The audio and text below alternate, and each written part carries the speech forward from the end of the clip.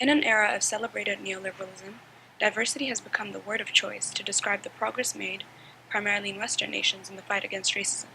Since diversity is a broad and overarching term, I'll only be discussing diversity with regards to race and gender. In her article on embodying diversity, Sara Ahmed calls diversity a numbers game. She argues that organizations base their progress and success with respect to diversity on the number of non-white bodies that are employed in their institutions.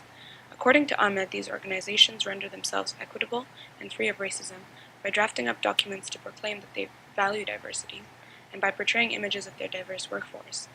This portrayal, she argues, boasts an effective appeal. Diversity becomes what she calls a technology of happiness, and as such, diverse institutions are branded as progressive, anti-racist, and even post-racial. What does this mean for the bodies that color these spaces of diversity? There's a silencing, a forced compliance, and a kind of tokenism that comes with doing diversity. A black woman employed in a university that has a primarily white male-dominated workforce is supposed to be content because her mere presence symbolizes the university's success at doing diversity. Charmaine Williams argues that scholars of color like herself are regularly disciplined to suppress the experiences that reveal the barriers in place for those outside the mainstream academic culture. Here, the black woman becomes a token of diversity. Like Ahmed, Williams suggests that there is a burden placed on colored scholars to happily comply with their status as minorities and positions of privilege. According to Ahmed, this enthusiasm is oppressive because it works to glorify the institution rather than focusing on the fact that the space is still largely dominated by white male bodies. In addition to that, Ahmed points out that diversity becomes about changing perceptions of whiteness rather than changing the whiteness of organizations. That is to say, diversity works like a marketing strategy, depicting a happy, friendly, and seemingly multi-ethnic institution without actually working to employ more persons of color. The institution benefits from this portrayal and is sometimes rewarded for its diverse workforce. However, this takes attention away from the pertinent and ongoing issue of institutional racism. How is this done by the institutions? By focusing all their efforts on marketing happy diversity, Ahmed argues that institutions keep our attention from what is bad. In a sense, the word racism is barred from use, marked as taboo for its negative connotation. Affect is also at play here because racism becomes a parallel to diversity, a paradox even. The two seemingly can't coexist because the presence of diversity is supposed to portray the absence of racism. Racism is a negative word, and the mention of it is perceived as a sign of what Ahmed calls stubbornness, paranoia, or even melancholia, as if we were holding on to something that our arrival shows has already gone. She goes on to say that if you embody race for them, then they do race through you, which can be a way of not doing race. This statement reveals the danger of taking diversity at face value.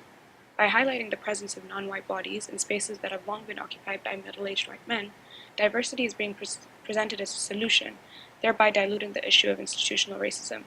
A university brochure portraying students of different races is a good example of this type of branding. Because of these visible minorities on the brochure, the space is thought to be diverse, progressive, and without racism. The reality of the situation may be that these bodies make up only a small percentage of the student body. Ahmed argues that the positive affect associated with diversity works to conceal the inequalities that lie behind it. With racism being deemed a negative word, there is a lack of critical and open dialogue about its inner workings and its various forms. This silence on racism, Ahmed points out, is a kind of racism. This echoes Wanima Lubiano's statement in the book The House That Race Built, which notes, central to the existence of racism is the politics of its denial. So what should be done? The denial of racism brought on by the emphasis on the positive outcomes of diversity can be disrupted by speaking out. Ahmed gives the example of the angry black woman alongside the feminist Killjoy. Citing Audre Lorde, she argues that this anger is an appropriate reaction to racist attitudes. She also adds that the angry black woman is seen as acting out of anger, and as a result her opinions are dismissed. Lorde emphasizes that anger can be translated into action, and as such the fear of anger should not seduce us into settling for anything less than the hard work of excavating honesty. Williams echoes this statement by arguing that anger can be clarifying and catalytic if it's used. These scholars all agree that the attempts at silencing the angry black woman shouldn't discourage her from fighting such racist attitudes. Celebrating diversity should therefore be done with caution, because without recognizing the underlying circumstances, we risk preserving racial blindness. It is also important to be wary of the use of diversity as a marketing strategy, portraying institutions as ideal spaces that are seemingly welcoming to people of all races. While this may be the case, it shouldn't render the battle won.